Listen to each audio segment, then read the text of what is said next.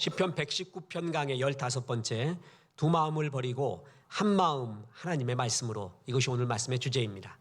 오늘 말씀의 주제 구절은 113절입니다. 거기에 이런 구절이 나옵니다. 내가 두 마음 품는 자들을 미워하고 주의 법을 사랑하나이다. 성경에 두 마음을 품는다는 표현이 종종 등장합니다. 하나님 편에 설 것인가 세상 편에 설 것인가 갈등하지 말라는 말씀이고요. 세상 미혹에서 벗어나 하나님 편에 서서 승리하라는 말씀의 의미이기도 합니다. 두 마음은요, 마음이 분열된 상태입니다. 틈이 벌어졌다라는 것입니다. 마귀가 노리는 것은 바로 이러한 틈입니다. 하나님은 두 마음을 참 싫어하십니다. 그래서 두 마음을 품을 때 심지어는 심판이 임한다까지 이야기합니다. 보세요. 호세아 10장 1절 2절에 이런 구절이 나옵니다. 이스라엘은 열매 맺는 무성한 포도나무라. 그 열매가 많을수록 재단을 많게 하며 그 땅이 번영할수록 주상을 아름답게 하도다. 그들이 두 마음을 품었으니 이제 벌을 받을 것이라. 하나님이 그 재단을 쳐서 깨뜨리며 그 주상을 허시리라. 그들이 두 마음을 품었으니 이제 벌을 받을 것이라. 하나님이 얼마나 싫어하는지 아시겠죠? 마귀는 인간을 넘어뜨리는 계획을 하고 사람을 연구합니다. 인생은 성공관리, 일상관리, 실패관리라고 했죠. 성공했을 때 관리해야 할 아주 중요한 것이 뭐냐면 두 마음을 품지 않는 겁니다. 성공했을 때 오직 더욱더 한 마음으로 가야 되거든요. 근데 성공할 때 되게 사람들이 두 마음을 품습니다. 여러분, 그래서 교회가 깨지고요, 가정이 깨지고요, 나라가 깨지고요, 공동체가 깨지는 경우가 많이 있습니다. 마귀는 인간을 넘어뜨리는 방법을 아는데 두 마음을 품게 하는 겁니다. 그러면 행복이 없어지고요, 허무함이 임하고 열매가 없어집니다. 그래서 하나님은 한 마음 품은 자를 기뻐하는데, 한 마음 하나님의 말씀으로 살면 어떤 축복이 임하는가? 그것은 첫째로 허무함이 없는 열매 맺는 인생을 살게 된다는 것입니다. 118절 보세요. 주의 율례들에서 떠나는 자는 주께서 다 멸시하셨으니 그들의 속임수는 허무함이니이다. 결국 두 마음 속에서 사는 사람들은요, 허무하게 인생을 끝나게 된다라고 합니다. 여러분, 인생에는 크게 꽃 인생과 열매 인생이 있다고 했죠. 꽃자랑하는 인생을 화류계 인생이라고 합니다.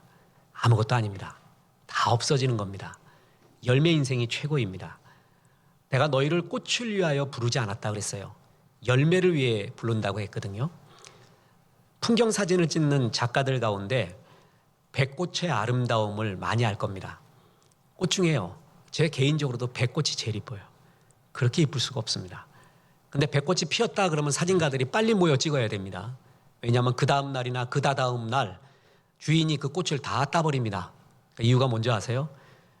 꽃을 빨리 따야 배 열매의 양분이 가요. 꽃을 그대로 놔두잖아요. 그럼 배 열매는 요만해집니다. 꽃만 이만해집니다. 벽오동 심은 뜻은 봉황을 보잡더니 라는 노래가 있습니다. 배나무를 심은 뜻은 배 열매를 위해서지 꽃을 위해서가 아니거든요. 우리 인생도요, 마귀가 열매를 위해서 주님이 우리를 불렀다는데 꽃에 신경 다 쓰게 합니다. 그래서 꽃 인생 살게 해요. 결국 아무런 열매도 없고 허무하게 끝나는 인생, 두 마음을 품을 때 그런 허무한 인생이 온다라는 것입니다. 두 마음을 품잖아요. 그러면 결정적 한 방 열매가 없어집니다. 그래서 야고보서 1장 8절에 보면은 이런 구절이 나옵니다. 두 마음을 품어 모든 일에 정함이 없는 자로다. 계속 갈등하고 두 마음 달려가요. 그냥 하나님 딱 택하면 돼요. 세상도 좋고 하나님도 좋고. 사랑에 대한 최고의 모독은 너도 사랑해입니다. 그냥 사랑 안 한다면 편하겠어요. 너도 사랑해가 제일 모독이거든요. 그러니까 뭐냐면 하나님만 사랑해, 세상보다. 여러분, 이게 사랑의 정의라는 것이죠. 마태복음 13장에 보면 가시떨기에 뿌려진 나무가 나오거든요. 바로 이게 두 마음을 품은 자예요. 보세요. 마태복음 13장 22절에 가시떨기에 뿌려졌다는 것은 말씀을 들으나 세상의 염려와 재물의 유혹에 말씀이 막혀 결실하지 못하는 자요. 두 가지가 나오죠. 말씀에 은혜가 있어요. 하나님께 감동이 있어요. 세상도 좋아요. 재물도 너무 좋아요. 세상의 것이 하나님의 말씀을, 그 결실의 열매를 막고 있다는 거예요. 두 마음을 품을 때 결정적인 열매의 한 방이 내 삶에 없어지고 꽃인생으로 변해간다는 겁니다. 여러분, 하나님은 그래서 주님을 사랑하는 자에게 그 결정적 한 방을 가르쳐주기 위해 고난을 허락하기도 합니다. 고난 시간에 수 없는 가지를 쳐요. 잔가지를 쳐요. 그래서 집중적인 하나에 집중하게끔 만든다라는 것입니다. 여러분, 진짜 인생을 이기는 것은 결정적 단수입니다. 물방울이 계속 떨어질 때 바위가 뚫어지게 됩니다. 열매를 거두는 것은 바로 이런 단순성이 있습니다. 그래서 백수를 이기는 건 천수요, 천수 이기는 건 만수요, 만수 이기는 건 뭐라고요? 단수입니다. 아무리 만수를 갖고 있어도요, 결정적인 단수 하나를 갖고 있잖아요. 그러면 집니다. 초등학교 때 잊혀지지 않는 게 있습니다. 어떤 애가 그때 당시 이제 샤프라고 있거든요. 샤프가 나오기 시작했어요. 이거 얼마나 신기한지, 깎지 않아도 되고 신기했어요. 그래서 그 쓰는 애를 보고 좀 힘센 애가 샤프가 너무 부러웠어요. 자기가 갖고 있는 지우개, 연필, 필통, 머시갱이 다 합쳤어요. 그리고 자기 거하고 바꾸재요. 얘가 안 바꿔요. 나중에 둘게 패더라고. 내 거를 다 던져도 제 거 하나가 부러운 거예요. 내 인생에 수많은 것들이 있거든요. 근데 저 사람에게 갖고 있는 결정적 한 방, 그게 나에게 있느냐? 삶에 있어서도 되게 중요합니다. 그런데 두 마음, 세 마음, 네 마음을 품잖아요. 그럼 그 한 방이 없어집니다. 그리고 허무하고 쓸쓸한 인생으로 살게 된다는 거죠. 산에서 길을 잃으면 골짜기에서 헤매지 말고 정상을 향해 올라가라는 말이 있습니다. 올라가 보면 보여요. 어디로 피하고 어디로 가야 될까? 그래서 성경에 보면요, 나의 발을 사슴과 같이 하사 높은 곳에 올려준다라는 말이 많아요. 높은 곳에 올라가잖아요. 그럼 하나의 길이 보입니다. 거룩의 관점으로 보면 그게 보이게 됩니다. 그래서 일을 풀리는 굉장히 중요한 것 중에 하나가 단순화입니다. 그래서 스티브 잡스의 그 유명한 회의의 지론이 있지 않습니까? 심플 스틱. 야, 그거 복잡해. 그게 핵심이야? 의미 없는 부수적인 거에 집중하면서 핵심을 놓칠 수가 있어. 핵심이 중요해. 핵심이 뭐야? 심플 스틱. 복잡해. 하나로 말해. 제가 목회하면서 그 어법 있잖아요. 화법을 제일 배우는 부류가 있습니다. 검사, 변호사, 판사를 보잖아요. 그리고 의사를 보잖아요. 이들의 화법이 결정적인 단수로 말해요. 길게 말하지 않아요. 한마디 하는데 모든 내용이 다 들어가고 핵심이 다 들어가 있어요. 야, 저런 화법을 배우고 싶다. 어떤 사람은 말하라 그러면 명동, 청계천, 청량리, 구파발 다 끌어와요. 근데 한 방이 없어요. 무슨 말 했는지를 모르겠어요. 나중에 남지를 않아요. 여러분, 두 마음, 세 마음, 다섯 마음을 품을수록, 그런 삶을 살수록 많이 한 것 같은데 결정적 한 방이 없습니다. 단순화. 그래서 운동의 어떤 고수라도요, 운동의 시작은 구보부터 시작해요. 탁구를 배우잖아요. 그러면 탁구 레슨을 처음 배우면 죽으라고 포핸드만 칩니다. 포핸드. 그러니까 포핸드를 완벽하게 쳐야지만이 백핸드도 나오고요, 커트도 나오고 서브도 나오고 다 나오는 거예요. 포핸드 안 배우고 나면 아무것도 안 되는 거예요. 뭐든지 그 기본에 모든 핵심이 있거든요. 그 신앙도 인생도요, 내가 어디서부터 해야 될지 모를 때가 있습니다. 공부 못하는 애들 책상에 앉으면 할 거는 뭔지를 몰라요. 못하는 애들의 특징이거든요. 하긴 해야 되는데 뭐부터 어떻게 해야 될는지를 모르는 게 공부 못하는 애들의 특징이란 말이야. 인생도 그렇습니다. 신앙도요. 에베소에서 하나님이 계시록에서 에베소 교회를 향해 이렇게 해요. 네가 어디서부터 떨어졌는지 잘 생각해라. 네 문제는 어디서부터 시작됐는지, 그게 핵심이거든요. 핵심이에요. 그거를 잘 파악해라. 그럼 내가 어디서부터 떨어졌는지, 무엇부터 시작할지 모를 경우가 있어요. 아주 심플화시키세요. 예배부터 하는 거예요. 모든 것의 답은 심플한, 그러나 신실한 예배부터 시작해요. 저 사람이 왜 저렇게 교만해졌는가? 일이 꼬였는가? 관계도 다 틀어졌는가? 예배가 흐트러져서 그래요. 예배가 흐트러지잖아요. 다 꼬입니다. 모든 거의 핵심은, 단순의 핵심은 예배에 있다는 거예요. 두 마음을 품잖아요. 예배도 우습게 합니다. 하나님도 우습게 알아요. 세 마음 품잖아요. 더 헷갈려요. 앉아 있어도 자꾸 딴 생각해요. 여러분, 이러면서 결정적인 열매가 없이 허무한 인생으로 끝나게 되는 겁니다. 마귀는 자꾸 두 마음을 품게 해요. 세 마음 품게 하고 다섯 마음 품게 해요. 그래서 결정적 한 방이 없게 하고 자꾸 속여요. 여기에 기쁨이 있다고. 마귀한테 속는 낙이 있거든요. 그 낙 때문에 다 속아가요. 그래서 보세요. 118절에 보면 주의 율례들에서 떠나는 자는 주께서 다 멸시하셨으니 그들의 속임수는 허무함이니이다. 마귀는 속여요. 야, 여기도 마음을 둬라. 여기도 마음을 둬라. 여기도 기쁨이 있어. 여기도 좋아. 이것도 큰 거야. 그러면서 진짜를 못하게 만듭니다. 여러분, 마귀는 돈으로 살 수 없는 것들이 이 세상에 있거든요. 영원한 것이라는 게 있어요. 이 세상에서 제일 지혜로운 자는 영원한 것을 위해서 안개 같고 바람 같은 것을 내어놓는 거예요. 그걸 팔고 영원한 걸 사는 거예요. 이게 제일 지혜로운 사람인데, 제일 미련한 사람은 영원한 것을 버리면서 영원한 것을 팔면서 안개 같고 바람 같은 것을 얻으려는 사람이에요. 이 세상에 내 힘과 권력과 명예와 돈 중요합니다. 사는데. 근데 그걸 잡으면 다 잡힌대요. 그래서 그걸 잡기 위해서 영혼을 팔래요. 영혼도 팔래요. 돈으로 다 할 수 있대요. 이것만 일단 잡으면 다 할 수 있대요. 그런 속임수를 줘요. 그래서 마음이 자꾸 나눠지는 거예요. 마귀는 세상의 눈앞에 광명의 천사 같은, 잡으면 될 것 같은, 그래서 온 마음을 쏟으라는 것들을 놓아놓습니다. 그래서 그거 잡으면 다 될 것 같아요. 잡아봤어요. 근데 놓친 게 너무 많아요. 제일 놓친 것 중에 하나가 내 인생 중에 영원과 영혼, 하나님과의 스토리를 다 잊어버려요. 그래서 마귀는 거기에 마음을 다 쏟게 만듭니다. 마이클 셀든 하버드대 교수가 정의란 무엇인가, 그건 참 어려운 책입니다. 그 책보다 정말 감동적인 게 돈으로 살 수 없는 것들이라는 책이에요. 인생의 지금 인류의 최고의 비극은 돈으로 환산할 수 없는 거를 돈으로 환산할 수 있다고 믿는 믿음, 돈으로 살 수 없는 거를 돈으로 살 수 있다고 생각하는 그 생각, 그게 제일 큰 문제래요. 그래서 보세요. 예를 들어서 멸종 위기에 놓인 검은 코뿔소를 사냥할 권리 $15만, 인도의 여성 대리모 서비스 $6,250, 이렇게 값으로 매길 수 없는 거라는 거죠. 생명을.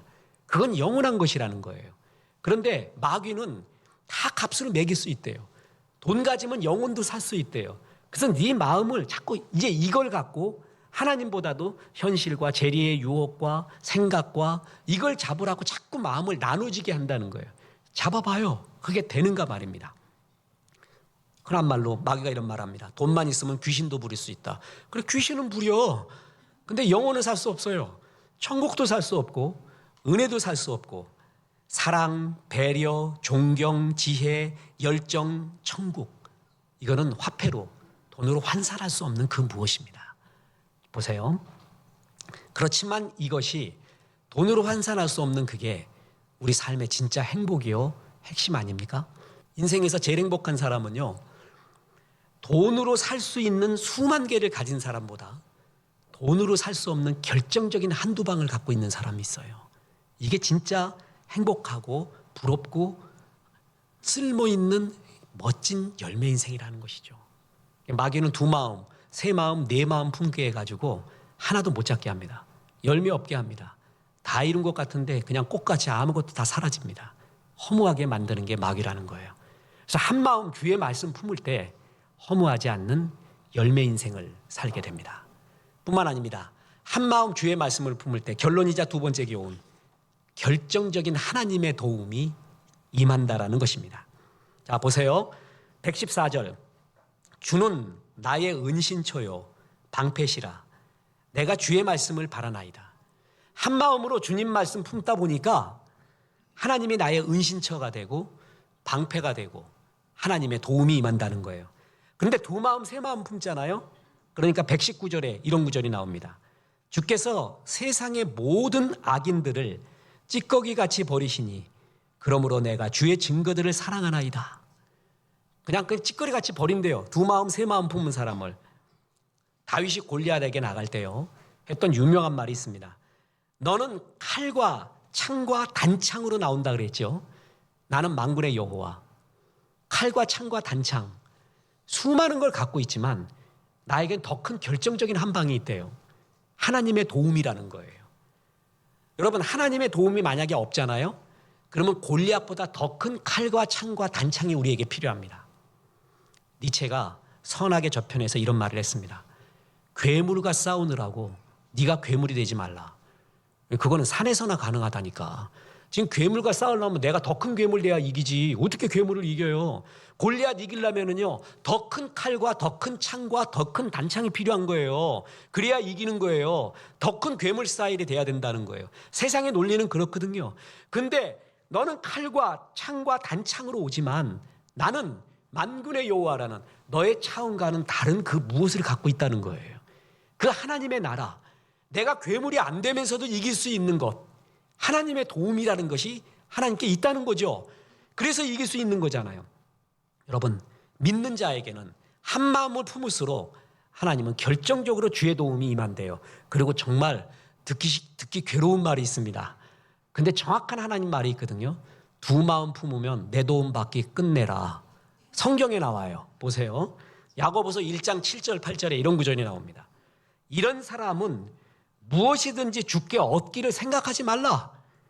두 마음을 품어 모든 일에 정함이 없는 자. 내 도움 받을 생각하지 마라. 네 힘으로 살아라. 여러분, 얼마나 결정적인 말입니까? 뿐만 아닙니다. 야고보서 4장 8절에도 나옵니다. 보세요. 하나님을 가까이 하라. 그리하면 너희를 가까이 하시리라. 죄인들아 손을 깨끗이 하라. 두 마음을 품은 자들아 마음을 성결하게 하라. 하나님을 가까이 한 마음으로 품었을 때 주님이 가까이 해준대요. 도와준대요. 두 마음 품은 자들아 생각하지도 마라. 하나님이 가까이 하지 않는데요. 여러분, 우리가 나이 들수록 알아가고 깨달아가는 게 뭐죠? 내 힘으로 안 된다는 거예요. 안 됩니다. 내 노력과 힘으로 안 돼요. 그 너머의 것을 정말 있구나라는 것을 예수 안 믿어도 알아요. 근데 하나님이 한 마음 품을 때 주시는 주의 은혜는 주님이 은신처요 방패가 되어주면서 주님의 역사와 도움이 임한대요. 그렇지 않은 악인들은 찌꺼기같이 버리신대요. 주의 도움과 은혜가 끝이고 나니까 그가 얼마나 비참하게 되는지 몰라. 13억 중국인의 정신적 스승이라고 일컬어지는 지셴린이라고 있습니다. 나라의 스승, 세계의 스승이라까지 중국에서는 일컬어요. 근데 저는 이분의 책과 사상을 볼 때 참 존경한 게 자기는 그런 칭호를 받는 걸 제일 싫어해요. 그런 말 하지 마. 나 그런 사람 아니래요. 나 그런 말 하려면 내 강연 안 한다. 나 책도 안 낸다. 우리는 그런 말 듣고 싶어 죽겠거든요. 그런데 그 사람 그게 그렇게 부담스럽고 싫대요. 그래서 스승인 것 같아요. 그래서 그 사람을 존경해요. 다 지나간다라는 그 사람의 사상을 엑기스를 모아놓은 책이 우리나라에 번역되어 있거든요. 거기에 보면은요, 자기가 인생 살아보니까 성공 공식을 하나 만들어냈어요.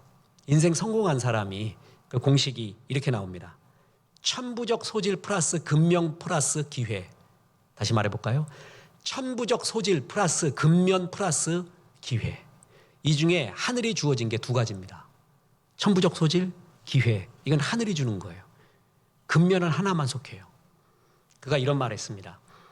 자기 중국 깡촌에서 가난한 빈촌에서 이렇게 돌아보니까 거기에 무덤이 있고요. 비석에 뭐라고 써 있는지도 모르는 잡초가 우겨진 무덤들이 많이 있대요. 그러면서 이런 말합니다. 아, 여기에 셰익스피어가 묻혀 있을 수도 있다. 셰익스피어는 그 나라, 그 시대에 태어났기 때문에 그렇게 날라오라지.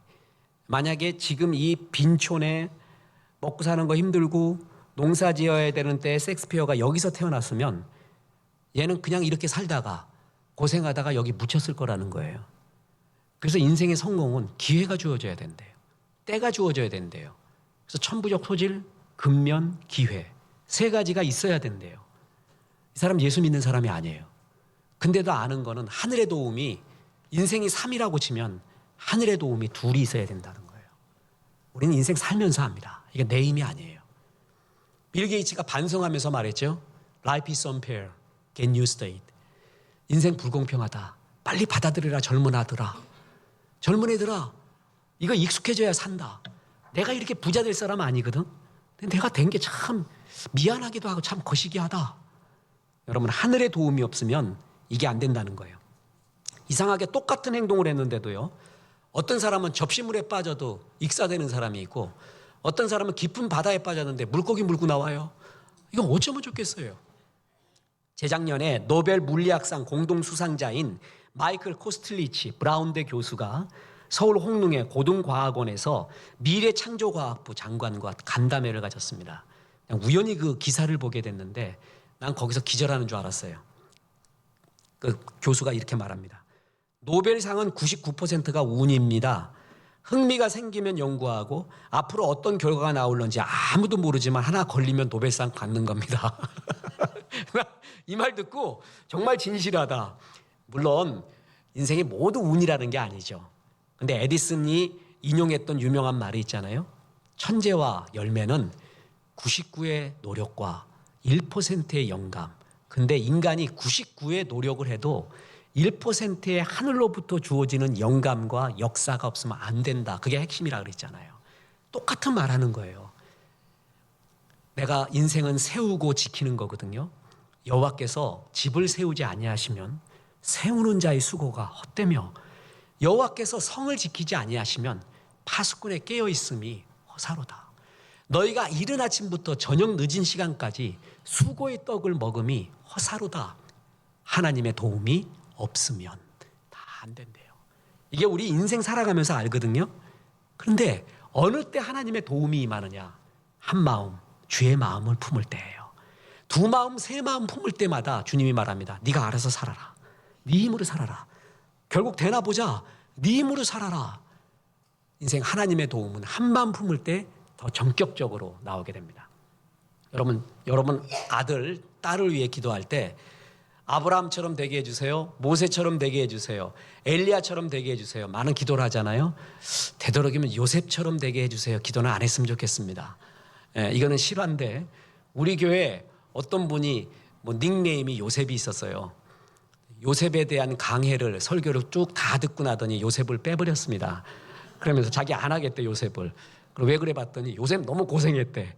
고난이 너무 많았고 요셉이 그 뒤에 얻은 영광만 자기가 봤더니 너무 멋져서 요셉이라고 했는데 자기는 요셉과 같은 삶이 주어지면 감당을 안 되겠대. 그래서 요셉 안 쓴대. 그래서 잘했다 그랬어요. 나도 구약을 전공했지만 요셉 강해할 때가 제일 은혜가 안 돼요. 이거 아이러니예요. 왜냐하면 나하고 급이 너무 달라요. 급이.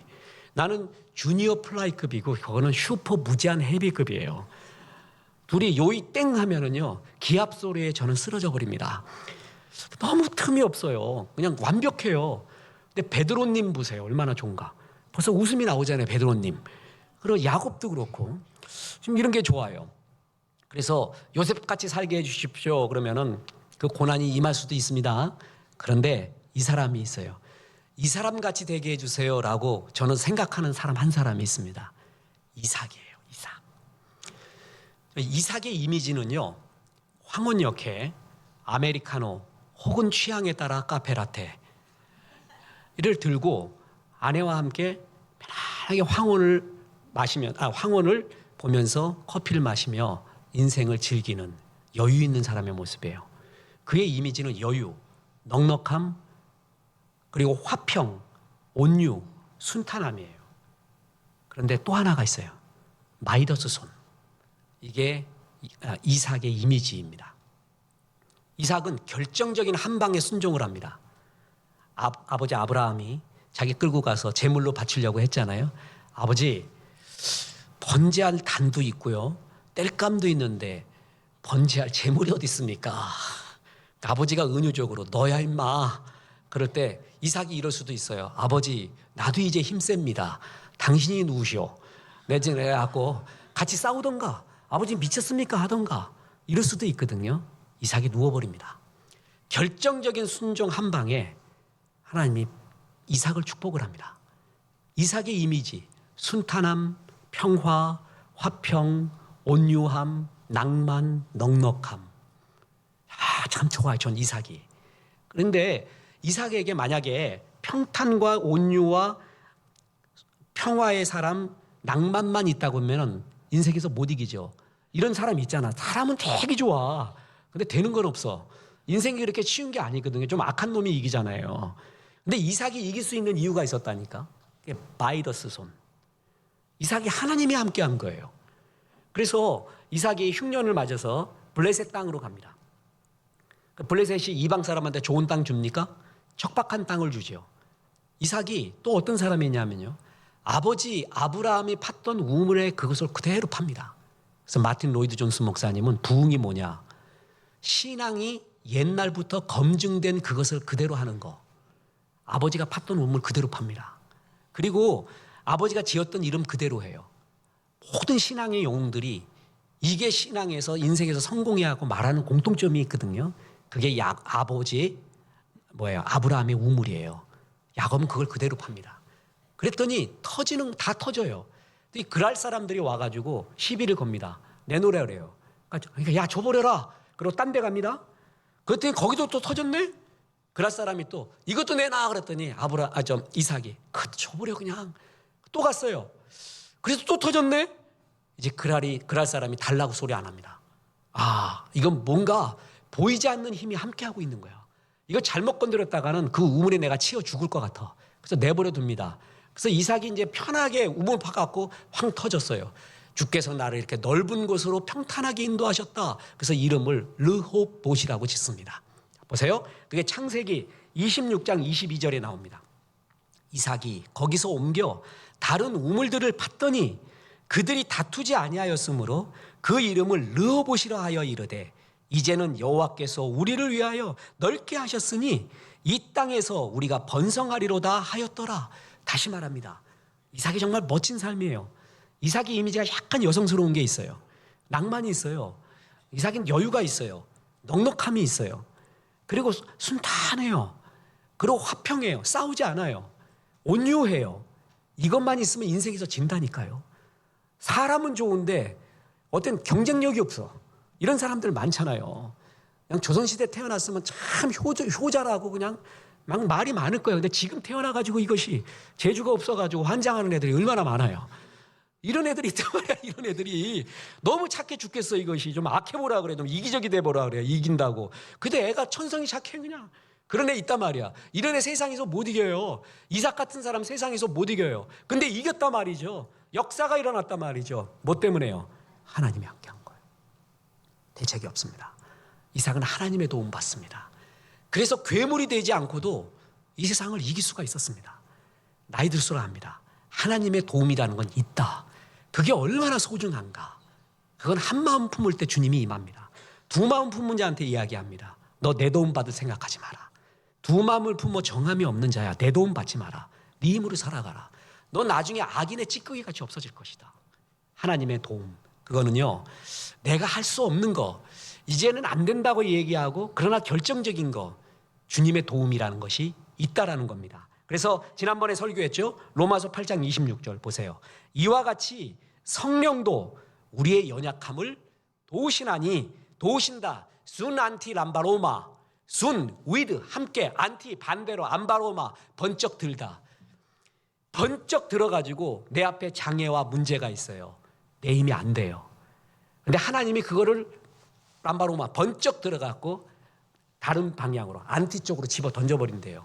그게 하나님이 도우신다는 의미입니다. 이런 게 있습니다. 설명할 길이 없어요.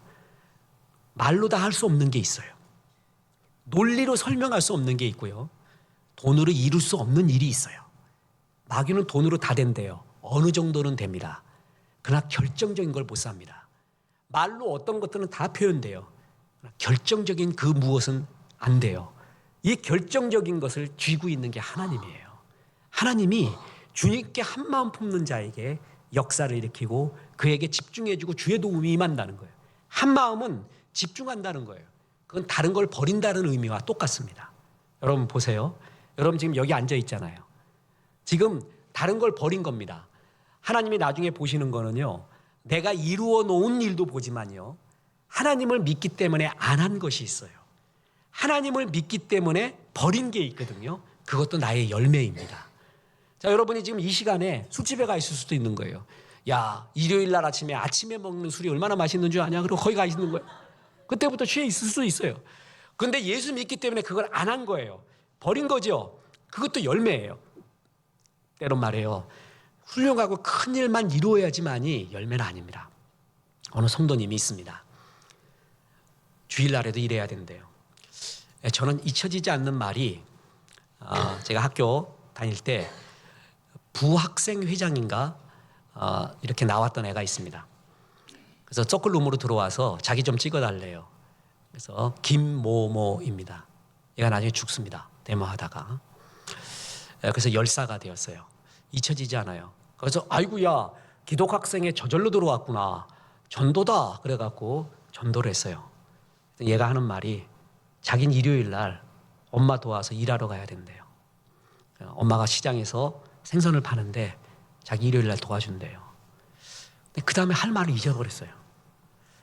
무슨 말을 해야 되나. 내가 지금이라는 할 말이 있습니다. 근데 그때 할 말을 잊어버렸어요. 내가 찍어줄게요. 그냥 그 말만 하고 주일날에도 일해야 되는 생존에 문제 있는 사람이 있습니다. 성도님들 있잖아요. 당신이 헌신하고 싶대요. 성가대도 하고 싶고 청소도 하고 싶고 뭐도 하고 싶고. 근데 주일날 앉아서 버티는 것도 너무 힘들대요. 졸리고 또 일해야 되고. 근데 자기가 1년 2년 동안에 하나님께 드리는 헌신의 약속이 있대요. 예배 때 그냥 환한 얼굴로 아멘하고 축복하고 자기가 2년 동안 지금 드릴 수 있는 헌신이래요. 그걸 존재의 헌신이라고 합니다. 특별한 어떤 일을 안 해도 그 자리에 앉아 있는 거예요. 그리고 환한 얼굴로 개나리가 왜 근심하지 않는 줄 알아요? 하나님 바라보기 때문에 꽃든 하나님 보기 때문에 근심하지 않아요. 그래서 얼굴이 환한 거예요. 그리고 축복해요. 그 얼굴만 보여줘도 그 존재의 헌신이 목회, 교회에 얼마나 도움되는 줄 아십니까? 목사님 제가 정말 할 일이 없어갖고 교회 쓸모가 없나 봐요. 그렇지 않습니다. 저분이 주님 원망하고 나갈 수 있는 분이에요. 지금도 한탄하고 있을 수 있는 분이에요. 근데 와서 환한 개나리 같은 얼굴로 찬송하고 주님 사랑한다고 하고 있어요. 헌신이죠. 얼마나 귀한 열매예요. 주님만 바라보는. 여러분 어떤 일을 위대하게 이뤘다고만 그런 게 아닙니다. 진짜 한 마음을 품고 있느냐 그 진짜를 보고 싶어요. 그것도 헌신입니다.